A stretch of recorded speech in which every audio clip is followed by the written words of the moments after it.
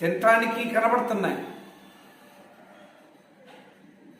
ఆస్తిపాస్తులు కనబడుతున్నాయి, ధనధాన్యాలు కనబడుతున్నాయి. కానీ వాటిని అనుభవించటానికి, వాటిని ఆస్వాదించటానికి అవకాశం లేకుండా పోతుంది.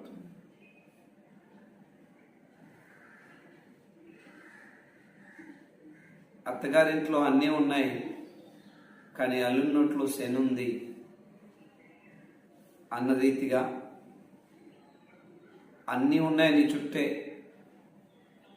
అన్నిటిని నువ్వు చూస్తున్నావు, అన్నీ నీకు కనబడుతున్నాయి, అన్నీ నీకు దగ్గరలోనే ఉన్నాయి, కానీ వాటిని అనుభవించే పరిస్థితి నీకు లేదు.